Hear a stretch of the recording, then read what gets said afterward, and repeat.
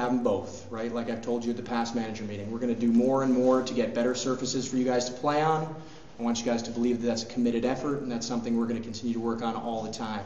Right? If we can get down to places like College of San Mateo and Laney that are brand new inside the last 2 years, turfed surfaces with college dimensions and great dugouts, I mean, you guys are going to have a blast playing good baseball on good fields. And for me, that's what it's all about. So I want you to know we continue to diligently pursue that goal, and that we're 2 steps ahead of where we were last year, even without flood and Marchbank. So we're ahead of the game. Goal achieved. Right? Better officials. We've signed an agreement with professional officiating. We've replaced Ricky Guerrero's association with Mark Beller's association. Mark Beller works in the Bay Area, has for the last 18 years. Mark Beller staffs umpires for the WCC conference and for other D1 and D2 conferences, including the CCAA and the high school conferences in the Bay Area. He should be a good guy to have on our side. Before even having to say anything, he said, listen, I know some of your adult leagues have some unique rules. We'd love a copy of those in advance so that I could educate my umpires before they show up on the field to see after your games. That's a proactive guy, taking responsibility and accountability for what we're buying as a service, which is, you know, just some responsible, punctual, professional individuals. That's what we want. That's what you guys should believe you've paid for, and that's what we're trying to provide. So, goal achieved again. Better competition. Tryout was well attended for those of you who didn't get to go. This year, 21 guys got drafted out of 40. Pretty solid turnout. Everybody, you know, built rosters a little bit, got something they needed, I hope. You know, Story, Mike Tessing of the Titans, wanted to come in. He wanted to find a pitcher. With his first draft pick, took arguably the best guy who took the hill that day, right? So if that pick turns out to be a difference maker in his season, tryout was a success in my mind, right? As long as we're building, as long as the competitive value is going up. So again, better competition, that looks great too. And again, last year, the problem with the 22 team format was that it resulted in the split double headers. Matt Foley spent some time with the bracket, figured out how to avoid the split double header despite not increasing our teams from 22 to 24. No split double headers, nobody's going to have to see 2 number 1s in the same day. Valuable. I know that was troubling for some teams last year. You're not going to have to deal with it again. So again, moving forward and making strides, I think it's all good stuff so far. Team formation. So we were thinking about increasing from 22 to 24 if there was enough sort of spillover from the tryout, if there was enough leftover talent. There was not, right? Anybody who attended the tryout knows that what went was probably what should have gone, and that that moving forward, we'll look to accommodate, you know, more and more teams. One of the things that we didn't do this year was when we looked to build by 2, we didn't anticipate that we would have lost 3 teams. So if we can look to the future and say, okay, we need to get to 24 teams, we'll say we need 4 new teams, even from 22, because we'll anticipate that 2, for whatever set of reasons, might leave the league. And we'll still try to get to that ideal number of 24, which would serve us best. Right, schedule. So currently on the website it indicates that all games are being played on Saturday. That's not the case. That's just how the computer program earmarks the weekends. So if your game, if you were looking at your schedule and going, man, we play a lot of Saturdays, in fact, play all Saturdays, that's not the case. Once the schedule gets set finally, you'll see the variance Saturday, Sunday, not to be worried about. We have some teams who prefer to play on a lot of Sundays who always get alarmed, but not to worry, that'll work itself out. Batting cage partnership. Mike Saraman of the Fightins has been working with X Level Sports on Treasure Island. It's a nice location for a batting cage, for my mind, because it's in between East Bay and the peninsula. But so what he's trying to work out is how we can get some sort of value from X Level in exchange for guaranteeing them, you know, a certain number of people showing up a couple nights a week. So the idea would be they would put together an SFNABA night and give everybody 15% off, or, you know, give us a flat rate to get 20 guys in there or something like that. You could potentially in that facility have 2 teams working, and again, you know, in terms of growth and progress, it's about adding more value. You know, if you guys get to spend more time in a batting cage because it's more affordable, or just because you know where they are and you know that there are going to be other guys there doing the same stuff that you're doing. You take more swings, we get more hits, the offenses are better, the pitching gets better, everything, you know, turns up and around. All right, so that's good news. I'll let you know how that turns out as we develop that potential. Okay, bylaws and rules, and then a whole bunch of other small stuff. Baseballs. All right, so as soon as we leave this meeting, I'll set our order. We'll order 130 dozen for the year. Every team will receive 5 dozen. 5 dozen baseballs, 60 baseballs, 3 per game, 20 games. All right, you're budgeted 3 baseballs per team per game. So that means 6 pearls between the 2 teams, right? Sometimes you play in a bad field or you got a guy, you know, throwing a lot of junk and you see a lot of foul balls back behind the backstop. I know it happened a lot at Flood. You got to chase them, all right? We're going to budget the 3 balls per game. Only last year I think I had to help 2 teams make it through the 20-game set with some extra baseballs. But we'll have residual stock for the playoffs, for the All-Star game, and that order will go out, like I said, tomorrow morning. And then we'll stage a pickup point and some times for guys coming from all around to pick up their 5 dozen. So that'll happen soon. Bases. I need hands. Who needs 2 bases for their team? Aces. Fog. Can you write these down? Here, I got it. Aces. Fog. Mad Dogs. Titans. Fightins. Fightins also need them. Dons need them. Grays need 1. You need 1 to go from 1 to 2 or from 2 to 3? You only need 2 bases. Okay, so the policy, heroes. Do you need 1? You know you need to go from 1 to 2? Heroes need 1.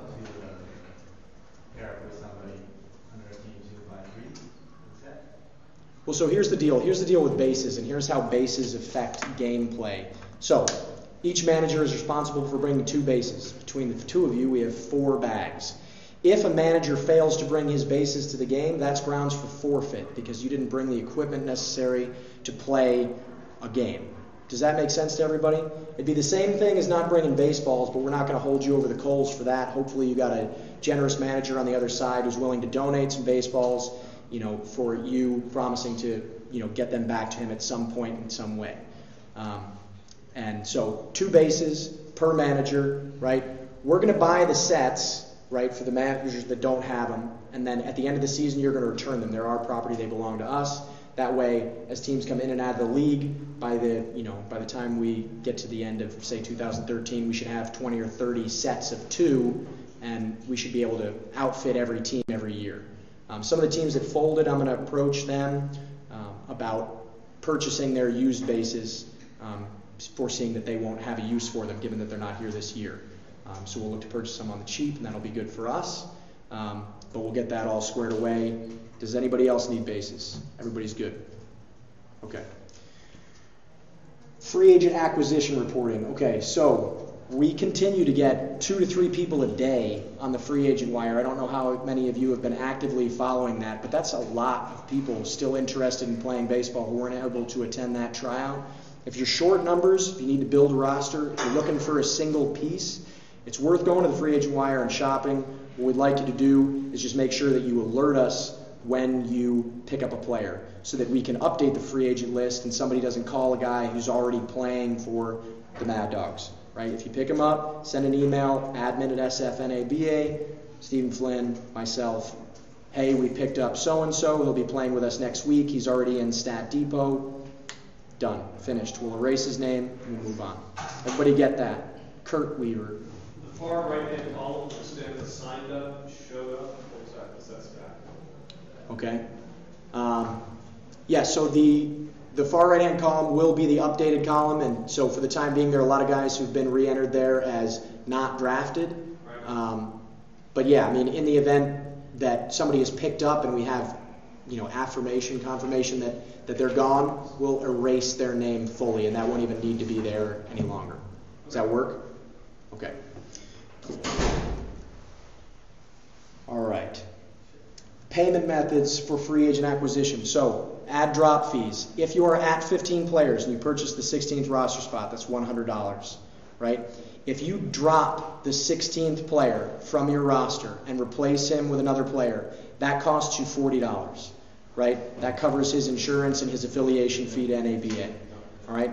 But what you don't want to do is buy the 16th roster spot for one guy, drop him, and then pay me $40. If you don't replace the 16th guy, you don't owe me anything. SFNABA doesn't need any money to cover a guy who isn't there, right? You've purchased the 16th roster spot, that belongs to you. You've secured the right to carry 16 for the entire year, right? If you do pick up a player and put him in that 16th roster spot, that's $40, right? If you buy the 17th spot, that's $100. 18th, that's another $100. You drop the 18th and pick up another guy, that's $40. Does that make sense to everybody? Yeah? So what we'll do is you can pay by two ways. You can pay by check, and we're going to get you, like I said, some paperwork information on how to do that. Just my address, serving currently as the business address, right? And who to make the check payable. It's always SFNABA. All right? Payments at SFNABA is our PayPal account, right? You designate your payments as a personal debt, right? So that it doesn't carry a 10% charge. We move forward. It's clean and easy. Done and done. Everybody understand that for the most part? As questions come up, of course, you're more than welcome to ask at any time about anything.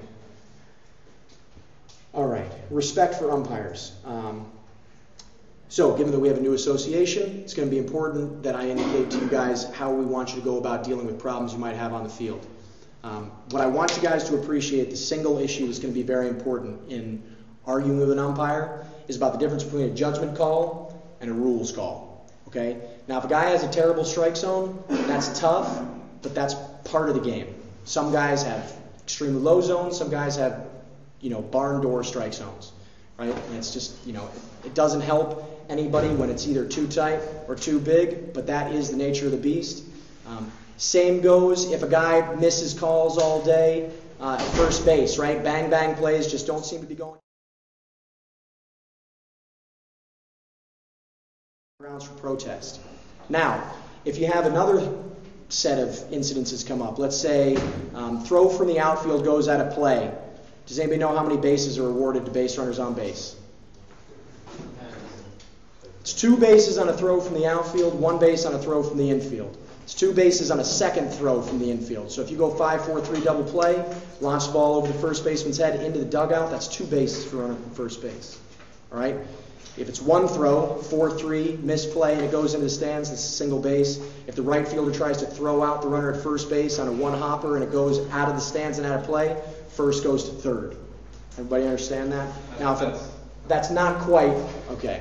But either way, the point is there's a difference between a rules call and a judgment call. If an umpire messes up a rules call or is mechanically unsound, doesn't get himself into position, all right, then you have grounds for argument. You have grounds for protest. You just have to be right, okay, when you make the protest. That's pretty much the short and long of it. But I just want to encourage you guys to treat our umpires with respect. That's, we're gonna have their business for a long time potentially, and the respect that we expect from them, we have to return. Does everybody appreciate that? Rules versus judgment. That's really the only thing. Okay, respect for fields. This is a no-brainer, all right? If you guys make garbage, take the garbage away, right? If you guys, beat up the batter's boxes and the pitcher's mound, if we have access to tools, use them, fix the field before you leave, all right? It's a 2-team job, right? One team takes the infield surface, rakes it, drags it. Other team takes mound and home plate. Somebody waters, scoot, get out of there. It shouldn't take you 30 minutes, all right? And like I said, we're not going to have access to tools at all the fields, but we certainly will at some, and we encourage you to take advantage of them. It improves the surface for us for the duration of the summer. Dave Schumers will tell you that Encinal kind of goes downhill after high school season ends because the grounds crew isn't invested during the summer. So the work that the Benders have put in over the years to take care of the field, that's value for the high school, and it's value to all the teams getting to play out there. Mac, are there other fields that aren't owned by one team that will? Because that's never been the case in the past. Well, so Aragon High School was a community field last year, belonged to everybody in the league, not a home site for anybody, had a great access to tools and water. Everybody was responsible for cleaning up the field after the game. But But so that'll be that. Like I said, if we get to play on some nice turf surfaces, Laney and CSM, not going to be much grounds work to be done at all. No drinking, no drugs. Listen, you guys can do what you want. You're grown men, right? We're not here to tell you how to live, that's for sure. And you're all 21, so, you know, for the most part. So go ahead, have a good time. But it's against state law for you to drink on high school premises. So if you guys are playing at Aragon High School or Hayward High School and you stay in the parking lot to drink and a Hayward cop comes up and asks you what you're doing, it's not going to be a good situation for anybody because you're breaking the law. And then you're part of our league, and then nobody looks good. Okay? Have the after party somewhere else. You know, have a cookout. You know, enjoy yourselves. Enjoy your Sunday. Enjoy your Saturday. It's supposed to be fun, right? But just make sure you're doing it in the right place at the right time, right? Have some discretion and, you know, be adults. It's an adult baseball league. We should be able to handle that for the most part. Rescheduling. Okay. This is very important. If you can't make a game for any reason, right, that's obviously going to be a case sometimes. Some teams aren't going to have enough some days, and it's going to be a struggle to get bodies. As long as you give us 72 hours advance notice that you won't be able to play in that game, your forfeit bond won't be used, won't be cashed in, and you won't have to replenish it. That's because we'll have enough time to notify the umpires, notify the other team, and potentially get our reservation for the field turned back in. All right, that's all positive stuff. So 72 hours advance notice, right? Does that still count as a loss, or is that he says a reschedule? So that's the thing, and there isn't any guarantee that a game can be rescheduled, right? We play in a very short time window, right? 16 weeks to get in 20 games. So if we can't reschedule and we won't guarantee that we can, that will count against them as a loss. Is that correct? Right. The team that was unable to play that game would suffer the loss in that case. Questions on that?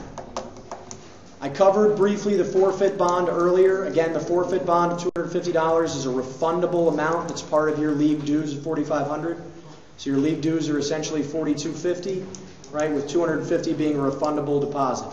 Now, at the end of the year, you have the opportunity to roll that over. If, in the event you forfeit during the course of the year, that $250 is used to pay the umpires and compensate the team to whom you forfeit to, right? Because if, Nick Cawthon's All Blacks forfeit to Kurt Weaver's Aces, right? Kurt's out entertaining for a Sunday. He paid for 20 games. He's now at 19, right? We're going to give him something back. That's value going back the other direction. So that's the way forfeit bonds work. That's what they go to cover, okay? And that is forfeit bonds. Again, you must replenish a forfeit bond in full before your next game if you intend to play it. Make sense to everybody? All right, we'll be on you. As soon as you forfeit, we'll be all over you to get that bond replenished. Okay? Updating rosters. Okay, so if you have a guy you want to add to your roster, you've purchased a roster spot, the place you're going to put him is in Stat Depot. Again, Stat Depot is where the insurance umbrella starts and ends. So if you pick up a new player, he's got to get on the Stat Depot. You guys are also going to be responsible, in the effort of score reporting for using a site called Sportability, right? We'll talk a little bit more about Sportability. It's a really easy user interface. You just go in, enter Fightin' 7, Blue Claws 6, 10 innings, make some game notes. Tony was 4 for 4. End of story. That was the story of the game, right? But you're going to have to go in and report those scores, and you're going to put in your rosters every week. But Stat Depot is where you need to put new guys. So anytime you add a new player, go into Stat Depot, register him, username and password. I know that the process has actually been pretty smooth this year, and Stat Depot's customer service has been far and away better than it has been in the past. So that does help us. Galen. I still have some morons on my team that can't figure that site out, and they're always asking me what to do about it. And I don't know exactly what sort of, when they get their password and everything, and then the password and they go on, what does the format look like for them so I can help Sure. Do they have to, does it look the same for them as it does for us? Because I know we have our manager access and we can do other stuff on there, but are they looking at the same thing, or what are they looking at? Well, you registered as a player as well, did you not? I did. Okay. Now, when you did that, you had to go and you had to click accept for the terms and then enter, and then the green check mark should have shown up next to your name. Yep. It's a two-step process. So for them it's the same thing, they just have to click on Same register exact. and fill out all So the- every manager in this room essentially is a player as well. Is that correct? So all of you should have had to go in and click the boxes. If you can get a guy to your house so you can walk him through, if that makes you feel more comfortable, that should work. I know it's a disaster, but if you have a guy who's specifically having an issue, you have him email me, and then I'll CC Stat Depot on the email of his description of the problem, and they've, like I said, been really helpful this year getting us squared away. All right, I'm sure there is things going on. Well, typically, and that's what Stat Depot had come back to us with in the past, is just any problems you're having with the site or user error. Our tech expert will tell you that it's not the most fluid operating site on the planet, and they could do better, but that's neither here nor there. It is what it is, and they're not making changes, so we'll work through any problems you guys are having. The thing I noticed is that there's a link to read the terms, and you have to click that to open it before you can click in the checkbox to accept it. You gotta read the terms. You have to read the terms top to bottom. Yeah, You just have to click the link to open the terms before you can click the checkbox. before you can click accept, you have to physically look at the terms. Yeah. Right. Yeah. Okay. That's that's helpful. If you guys have a guy who, are you just clicking accept, or are you opening the box to look at the terms? You have to read the terms. That's helpful. All right.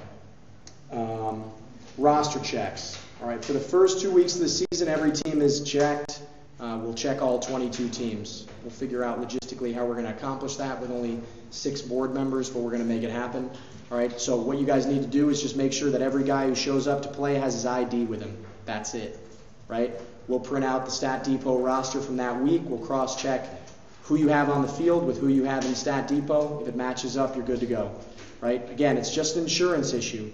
If a guy gets hurt, flying bat hits him in the face and he needs $75,000 worth of surgery to make him okay, and he's not in Stat Depot, the league collapses in a single week, all right? So it's one or the other. It's the league or, Stat Depot. In the instance someone doesn't have their ID, it's not going to be a big deal if you get it confirmed, within the day, right? No, yeah. Just get a guy to bring proof of who he is, whatever that is. Even if the name matches a name on a credit card or a student ID, we just need something that indicates he is who he says he is, and he is who's on Stat Depot. But what I'm saying is if it's like mid-game, someone calls out and says, I want to see this guy's stuff, and he, for some reason, doesn't have it, someone might Forget their wallet or whatever. Something like that.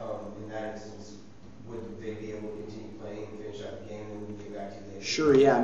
If that's the case, guys, if you have doubts about the other team's roster and you say, I think there were a couple of guys out there who weren't out there, I have, John Doe on my lineup card in the 7-hole. Is John Doe actually on the Stat Depot roster for the at-bats? We'll run a cross-check if there was nobody there to check you that day. And if he was there, and protest is null. Yeah? So that should be fine. If you have doubts about a player on another team and you call it out in the middle of the game, you need to read the procedures on protesting a game. Okay. And you go up, it's I can't say exactly procedures, but it's something like you go out to the crew chief and say, we are officially playing the rest of this game under protest. Please read the bylaws for the rest of those rules. Okay? Thank you. Matt. Mark. So, guys, regarding roster updating and keeping up pace, since we're using Stat Depot for the kind of the master roster, every manager should be able to go on Stat Depot the morning of a game or prior to a game to be able to print out that roster, and that should match up with who you have on your team. In order to do that properly, we need help from you managers to make sure that usually on a weekend game, I need by Thursday to have your roster updated, and then also your fees paid. If it's a roster change, it's $40. If it's an additional player, it's $100. Please use PayPal, not too worried about fees for the small amounts. That's why we didn't do it for the big amounts, because we can't take a big hit. $4,000 on fees for league dues, but we can take $3.90 on $100 for a small thing. So please use PayPal appropriately. If it's not up, if you guys aren't up to date by Friday, I reconcile the rosters on Thursday night. You usually get an email on Friday saying please pay up. If you don't pay up, that player's not eligible. As simple as that. And then for Wednesday games, I'll probably be doing on Tuesday. So keep an eye out for emails from myself or Stephen Flynn, and then make sure just to pay the $40 or $100. Okay? Ryan. If we have a player on the team that decides not to pay, but yet wants to go play for another team, how does that work? Do we have to physically drop him from our rosters? Do we have to allow him the permission to play for another team?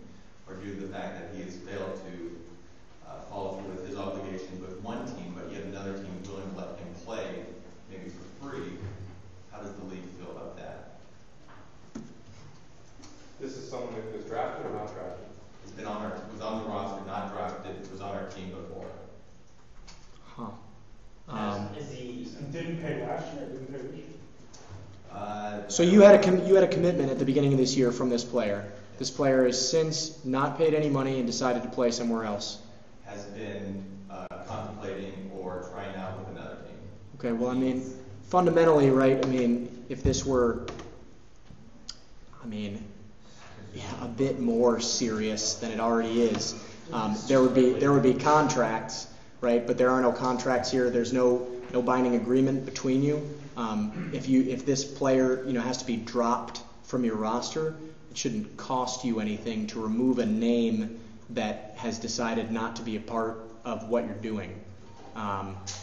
So depending on, just clear up that situation with us. This player is no longer playing for us. We're removing his name. There shouldn't be an associated cost with that. You shouldn't have to bear any burden for that, seeing as how he didn't pay any money to start with. You shouldn't have to cover from your own pocket to allow him to go somewhere else. Is that only if he goes to play for a different team? Because sometimes guys, they move or whatever. Hey, he's not playing for us. We're going to fill that slot. That's a $40 charge because someone just moved or whatever. In this situation we're talking about, say he wants to go play for somebody else. Is that just the league says, okay, we're not going to make you eat that cost? Or do you see the? I do see the difference. Yeah, I mean, how many roster spots do you have right now? I believe it's about 15 right now. Okay, so it's 15. So you're dropping a guy from under the 15-man cap. There's no associated cost at all, right? Now, if you had a 16-man roster, you would have paid $100 for him to be in that spot, and then you drop him, but you don't owe $40 unless you replace him in that slot. So that would be sort of a tangled scenario, but because you're living under 15, it shouldn't pose a problem. That's an interesting question, though, something that we should have to revisit. So if he stays on our roster, does that mean he can't play for another team? Ryan, I think at this point in time, because the rosters really aren't finalized, we haven't really had a game yet. I mean, there's kind of still, if you will, free agency period. So this person really hasn't signed up with you officially yet, and I don't know if he signed his waiver or not on Stat Depot or what his deal is.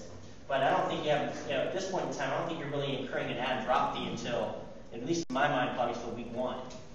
At that point in time, your rosters are final, and then you can start adding and dropping. Are you just concerned about him playing for somebody else? I'm just wondering, if he stays on our roster, is he eligible to play for another team? If we don't. Trying to figure out a blackball game. So league precedent is that's a 30-time period. So actually, wasn't this something we talked about last year? I did honor that.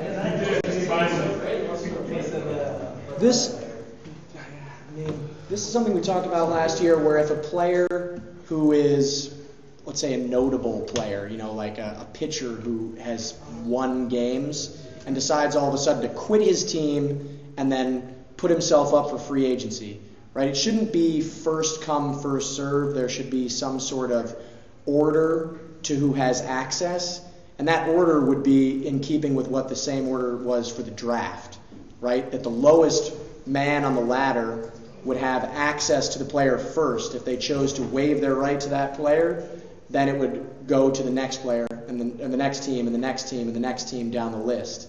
Now, but I tend to agree with Mark that because the season hasn't begun, that he's still free to play with whoever he will.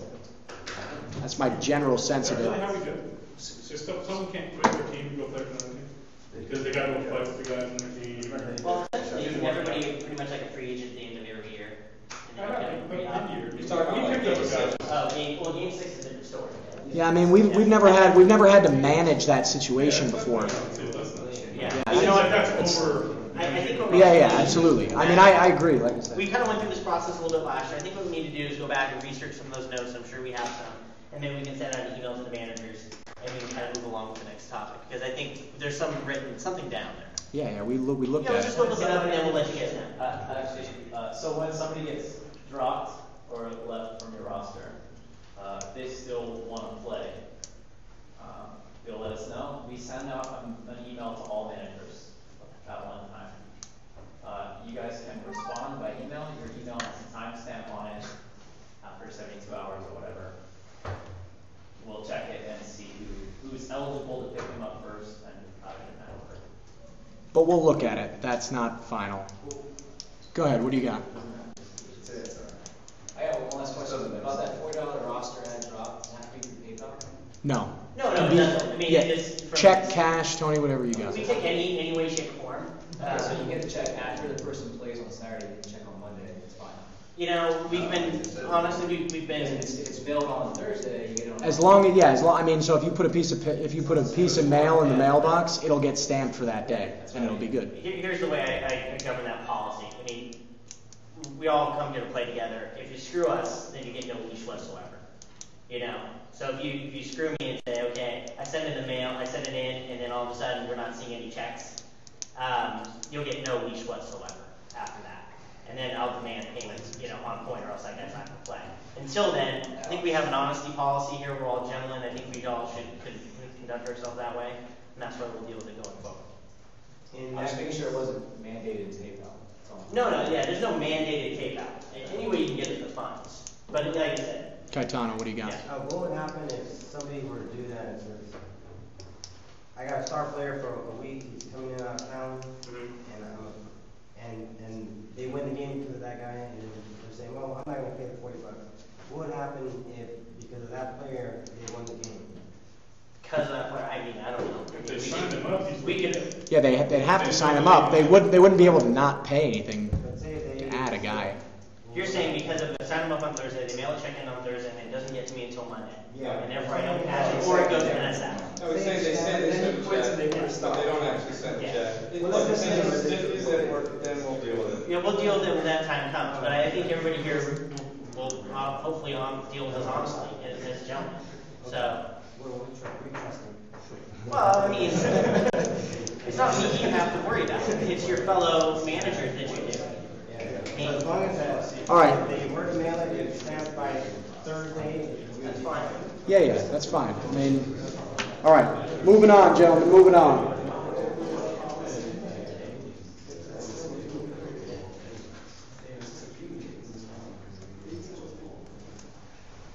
Okay. All-Stars. So moving on from last year's system, right? When you score reported, you were requested to nominate 2 All-Stars from the opposing team, right? Opposing managers nominate opposing players. That adds some integrity, some value to the system. Unfortunately, it didn't really work. Right? About 40% of managers did it with any diligence. The All-Star event last year was really pretty positive. Just in terms of guys being proud to be there and knowing that they'd been nominated by the opposition all year. And I thought that was great. But after the game ends, not every manager in this room is going to want to sit down at the computer, enter some notes, and spend the 25 minutes. Maybe they're going to want to be at that cookout, and then they're going to fall asleep, and it's going to be 3 days before they get to the score reporting. That was generally what happened. And then they'll forget who the All-Stars were. So what we're going to do is we're going to work to make sure that there is at least one representative of every team in the All-Star game, but we're also going to continue to brainstorm how we potentially get the best 40 players in the SFNABA onto the same field for a single game, because that is what an All-Star game is about. It's about showcasing talent. And then from those experiences, you can, like I said, build tournament teams and create, better and better baseball out of this association. So we'll tell you more on that as things develop. Okay, filing an insurance claim. Does everybody have the piece of paper that I handed out?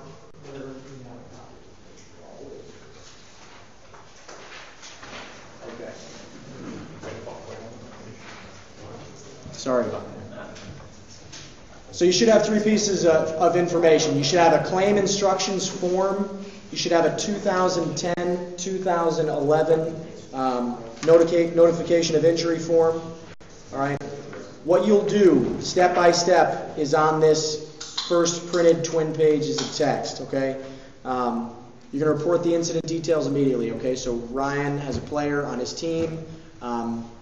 Like I said, we will actually use the Diablos example. So Federico Narvaez goes across the line to take a throw up the line.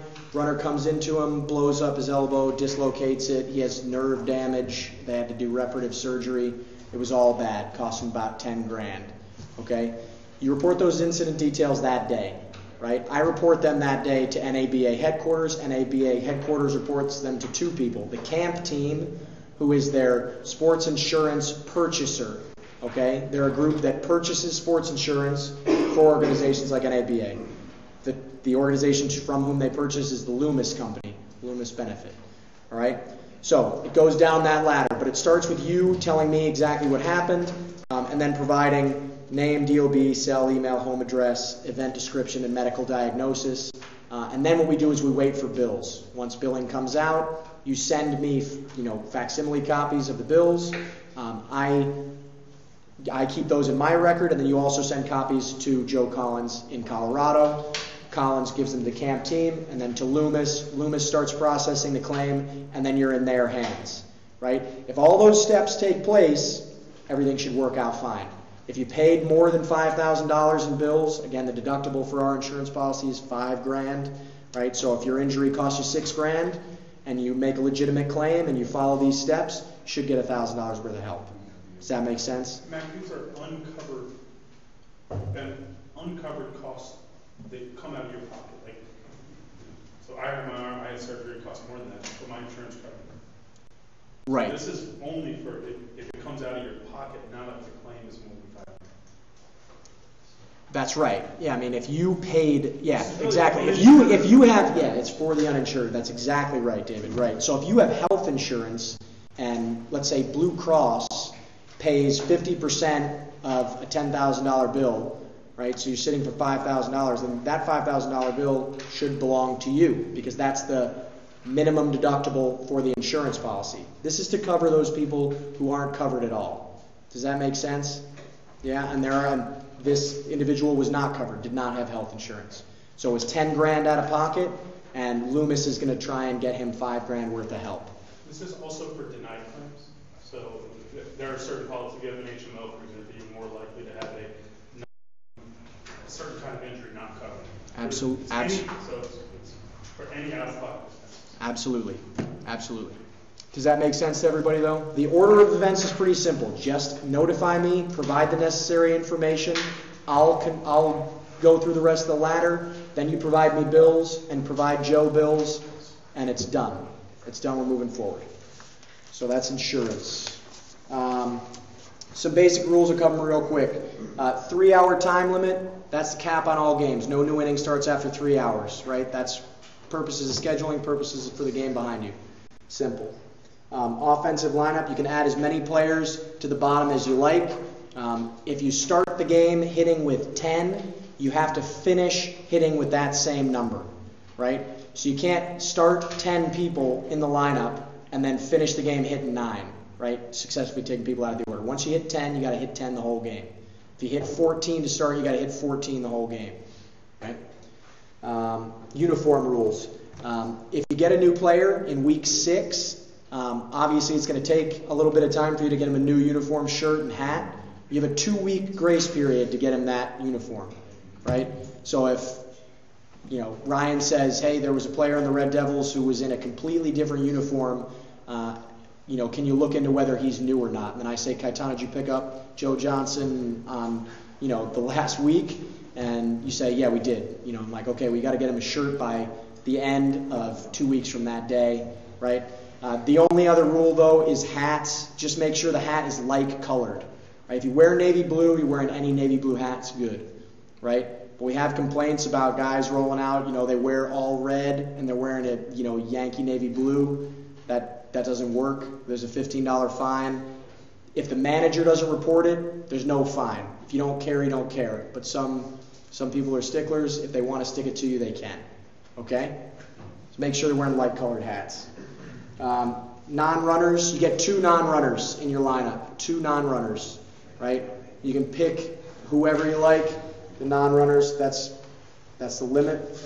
And there is no actual catcher 2 outs running rule. Yeah, no courtesy runners for pitchers or catchers. If you got a catcher on second base, he's not a non-runner.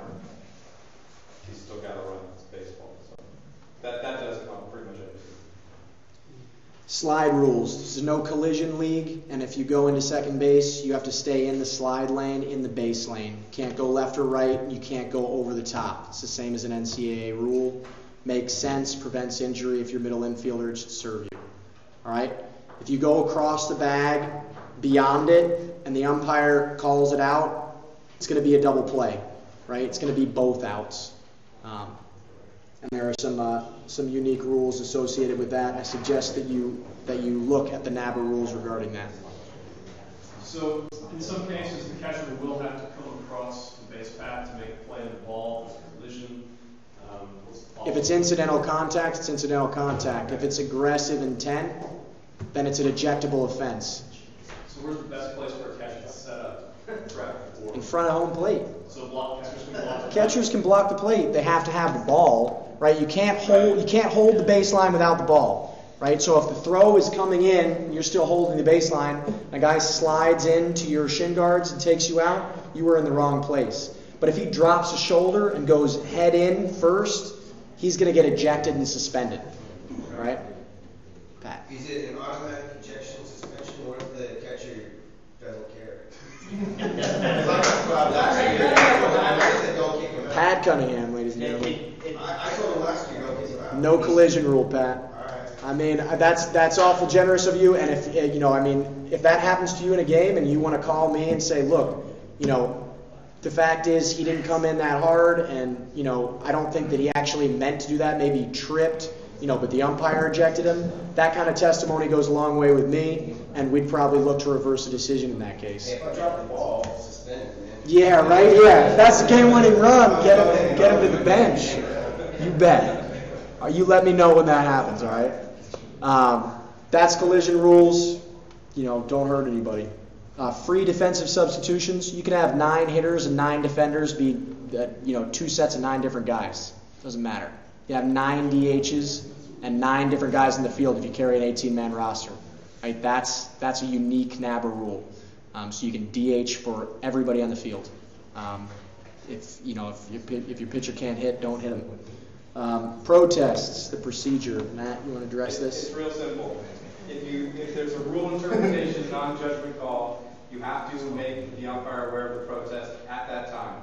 The procedure is real simple. Hey, Blue, we're playing this game under protest. Make sure you put in the scorebook where the protest is in the game.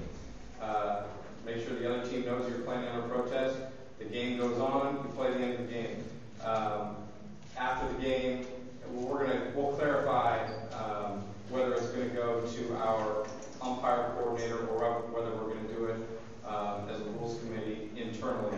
But one way or the other, either your protest is upheld or not. If it's upheld, even if it was the tiniest thing, like they awarded 1 base and it should have been 2, that game gets replayed from the time of the protest. Okay, so what happens if the base Sox team? Well, then the base Sox will lose. Won't count. Mac has no federal authority. Seriously though, Well, yeah, right. if Mr. Full is on the rules committee and is a Bay Sox Oh yeah, issue, he steps out. Yeah, but there are 3 of you and 6 more. Well, yeah, but the rules committee is not set, and I mean the disciplinary committee currently serving are Pete Raffa, Lex Robbins, and Matt Rowe. Now there are 3 of them. in any disciplinary situation, right, or any rules situation, what will happen is you'll take a report from both umpires, both managers, and any player involved. Provide all that information to 3 unique parties, right? So in the case that it's a Black Sox issue, right? Matt, Lex, and Pete, all long-tenured, long-serving managers in the league, will sit on the issue, make a 3-way decision, right? 2-1 or unanimous, either way that would win. And then the issue would come down. Now, if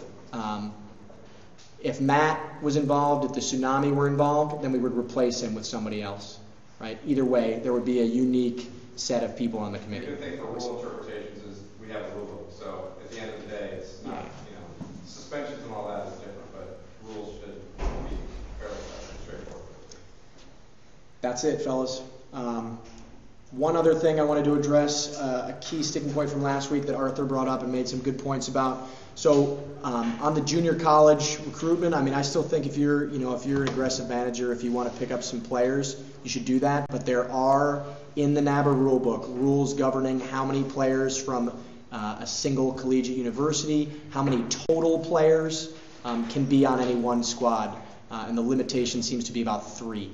All right. So you're not going to be able to pick up a ton. I suggest you review that specific rule in the NABA rules, and I can make that available to you if that's a path you're going to pursue. Those are current players, right? Yeah, and I mean in the NABA rules, it's also stipulated that there has to be a period of time during which they've been an inactive player. So for a D1 player, it's a full year. So you can't pick up a guy who finishes his season at Cal, throwing 92, 95, and then wants to come in and throw in our league on Saturdays, because he's going to have had a year grace at minimum. How about professional league? It's happened before. I think the rule is that those guys have to play in the highest league available. That's a true story also. And I mean, the fact is that we have the highest, we are the highest league, the highest division. So currently there's, no stipulation one way or the other. But we'll address that on a case by case if it's a real problem. Dice. You talked about the lineup. If you start the game with 9 batters, if you start the game with 10 batters, you have to finish with 10. In case of injury, it happened last year. The injury, yes, you can reduce. But that means that slot becomes an out. What? The slot becomes an out? Yeah. Okay. There it is. So like if you start with 9, that slot now is out. You don't forfeit, but you got it.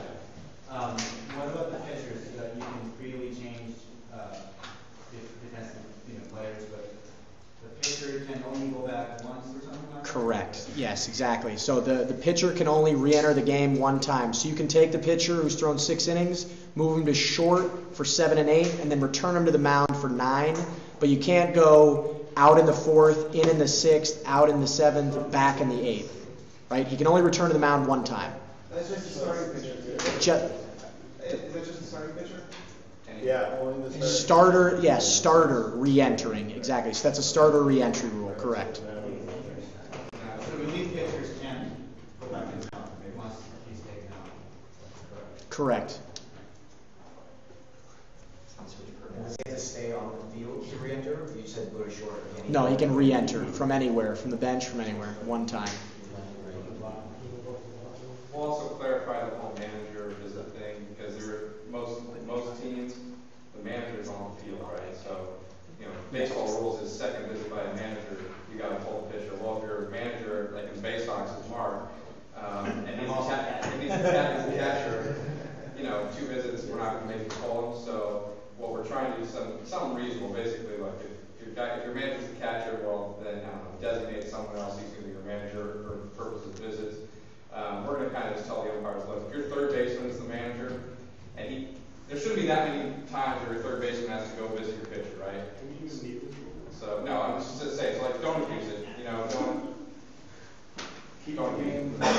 Keep the game moving. And I mean, NCAA rules carry, right?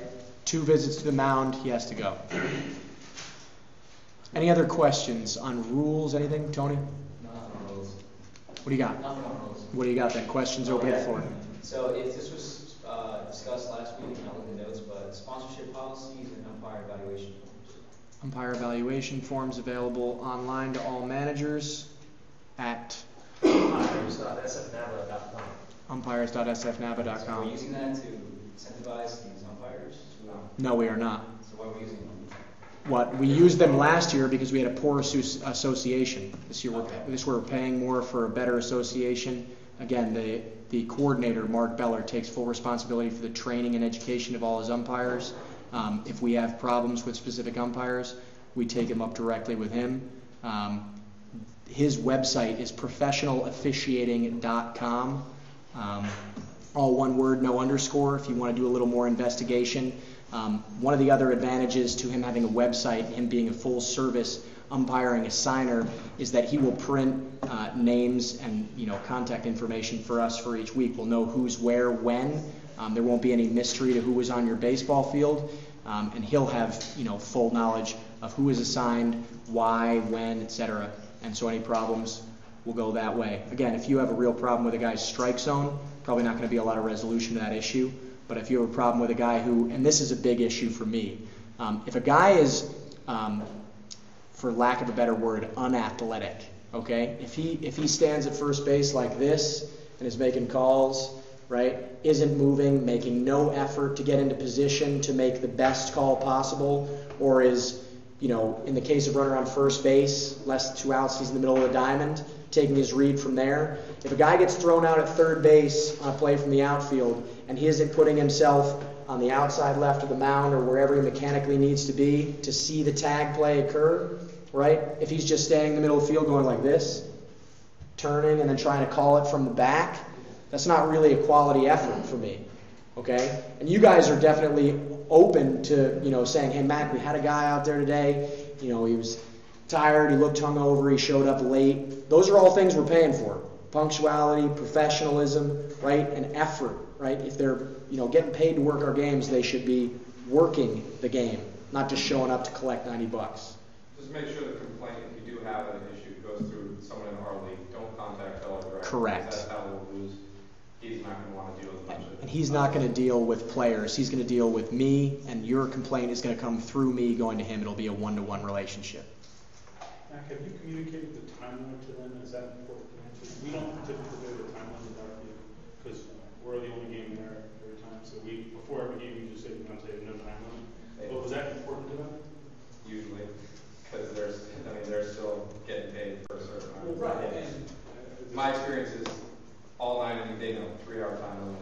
No inning starts. I mean, they will know.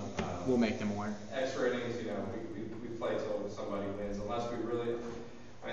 There's Playoffs, extra innings, you play till you win, right? Regular season game, no new inning after 3 hours. So if you're at 2.5 hours, you can keep going. Yeah, so every year at our field, the umpires have been okay with it. But right, yeah, so you're more than welcome to ask. And what we had people do last year for the 4 o'clock start at Flood was at the home plate lineup exchange, they would say, look, we're the last game on the field today. In the event this goes into extra innings, are you guys willing to stay till it concludes, right? Until dark, essentially. And that's something you have to clear with the umpires because they're paid for 3 hours. And do not get in the habit of saying, yeah, it's just going to be another $10. I think don't do that. Yeah, we will not do that. So if they're like, don't start taking up a collection and pay the umpires on the field. If they're not cool with it, meaning they're not going to do it, just start, all right, 3 hours, because that's just, it becomes all dead. Correct. Tony, something else? Sponsorship policies. Sponsorship policies meaning? Let's say we acquire a sponsor, banners, advertisements at games, things like that. I mean, if you want to activate a sponsor at your game, you're more than welcome. Absolutely. There's no regulation on millions of banners and stuff all Man, if you're going to put up 1 million banners between a show and go, 3-hour game, more power to you. Okay. Right? Yeah, I mean, we would like, we are attacking a whole bunch of different sponsor targets at the moment right now. The way we're going to activate it is we're going to use our web presence because there's no way to be at, 12 varied, differing, rotating fields every week. It's impossible. Now, I will say this, if you have Amsterdam University, I know. We're not putting up big comic links in front of your dugout. Yeah. So just let us know who it is. I'm sure it's going to be cool. I'm Yeah, we didn't, Lyman came to us with that last year. You know, if you have a sponsor of questionable integrity or what have you, you just have to clear it with us. Now, I mean, if your sponsor is Safeway, congratulations. I hope they're giving you free Gatorade or something. That would be awesome. You know, so that you're more than welcome, Tony, to put all over your jersey and over your dugout and whatever else. Good? Other questions, guys? It's been an hour. I mean, we were pretty quick, despite the late start. Just a quick announcement for you all. Part of our sort of community outreach efforts, we're meeting an equipment drive on the first day of the season. We'll only be playing at the airport fields or whatever. The board will work out how to get collection buckets out of those fields, and they'll stay sort of passed off through managers throughout the day, and then we'll come back and pick them up at the end. Little kids stuff, if any of your players have, please just let them know before the first game, right? If you have any old equipment for kids or adults, kids stuff's going to Junior Giants, adult stuff's going to St. Quentin Giants. And we'd appreciate your donations. You said first week there'll be buckets at every field? Yeah, on the first game. And then one last point of just something we've been throwing around is trying to get together a Battle of the Bay. We would try and stage a tournament.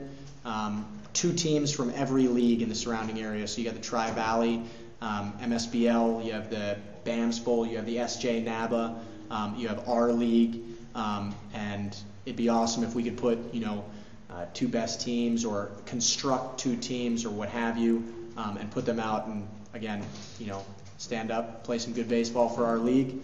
We're not sure how exactly that process is going to go, but it's something we're looking into. And again, it's best experience for you guys.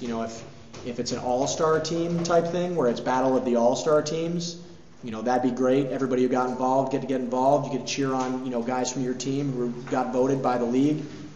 If it's 2 best teams in the league, the 2 championship finalists, good for them too.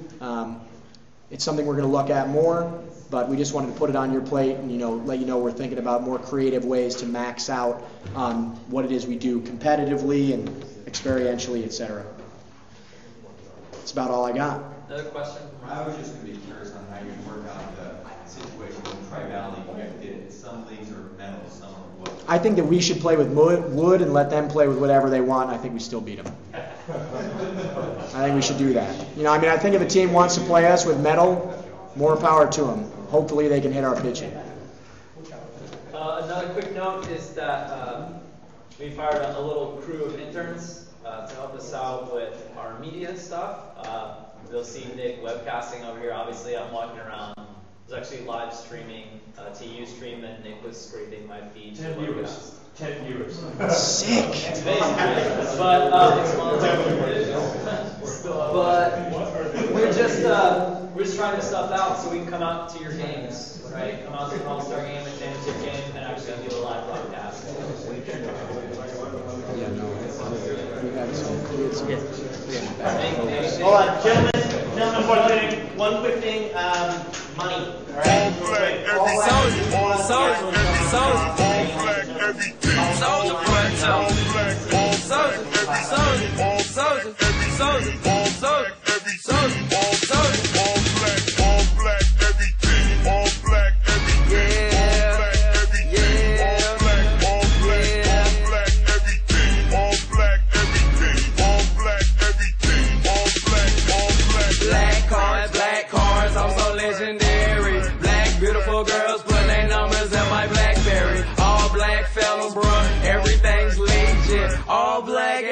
I'm feeling like a eclipse. Soulja Boy, tell her, yeah, that's my name. All black diamonds and my Lamborghini chain. My chain look like lightning, my beat sound like thunder. Black and white mix, man, I'm feeling like Obama. All black, everything. All black, everything. All black, everything. Soulja Boy, tell all black, everything. All black, everything. All black, everything. All black, all black, all black, everything. All black, everything. All black, everything. All black, all black, all black, everything. All black, everything. All black, everything. All black, all black, everything. all black everything, man, I tried to warn them. Check out my grill, George Foreman, real real talk, I'm ahead of my time, man. All black, everything feeling like a blind man. Nowhere near my prime, no Optimus. You can keep trying, but it ain't no stopping us. My lyrics coherent with my altitude. Hustle mentality, this instrumental calcium. All black everything, all black everything, all black everything. Soldier foot all black everything, all black everything, all black everything, all black, all black, all black everything, all black everything, all black everything, all black, all black, all black everything, all black everything, all black everything, all black, all black. Oh man, I swear up. Black on black dread when I hop in the car. Music get blasting, the cameras is flashing, and people be screaming because I'm a star. SODMONEYGANG cooking the game and we holding the recipe. All black everything, even my pinky ring. Never say who are we, look at the jewelry. See double O for 7365. All black everything till I say otherwise. How do I do it, man? Nobody knows. I be so high, but my flow so cold, and I'm so new, but y'all so old. They play my songs all across the globe. All black everything, rapping so heavily, ready they better be girls. They feeling me soldiers. All black everything, all black everything, all black everything. Soldier foot all black, all black everything, all black everything, all black everything, all black, all black, all black everything, all black everything, all black everything, all black, all black, all black everything, all black everything, all black everything, all black, all black, all black everything, all black everything, all black everything, all black, all black, all black everything, all black everything, all black everything, all black, all black everything, all black, all black, all black, all black, all black, all black, all black, all black, Mami, yo te he visto, tú llegas a la disco junto a él. Yo no me resisto, tú bailas y la disco se quiere romper. Mami, yo te robo, oh, oh, y no pasa nada. Tu novio es un bobo, oh, oh, él no va a hacer nada. Si lo pillo por la calle dice, brum, si lo pillo por la disco dice, brum, si lo pillo por el área dice, brum, brum, brum, brum, brum, si lo pillo por la calle dice, brum, si lo pillo por la disco dice, brum, si lo pillo por el área dice, brum, brum, brum, brum. El jefe de la tribu, desde que nos subieron el Ibu, el novio tuyo está comprando Ribu, no se pique, es Drácula Boy, el de los tickets, tú eres mi girly girl, baby, así que te quiero en un frasco, pídeme que yo te complazco, dicen que estoy loco del casco, loco crazy, exploto las tarjetas en Macy, tengo la Thompson como Dick Tracy, pa'l gato tuyo, pa, y no se ponga bruto, tú sabes cómo brego, tú sabes que no juego, no te pongas bruto, tú sabes cómo brego, tú sabes que no juego, si lo pillo por la calle dice, brum, si lo pillo por la disco dice, brum, si lo pillo por el área dice, brum, brum, brum, brum, brum, si lo pillo por la calle dice, brum, si lo pillo por la disco dice, brum, si lo pillo por el área dice, brum, brum, brum. Están rodeando con la Conver, el guaynabito, pero sigo under, duro en la calle sin darle a los dumbbells, mi nombre sí que pesa, yo soy el príncipe, tú la princesa, y el gato tuyo paga lo endereza, le metemos bueno y sano, mami te lo pillo entre chano, y el party se le va a acabar temprano, tú sabes.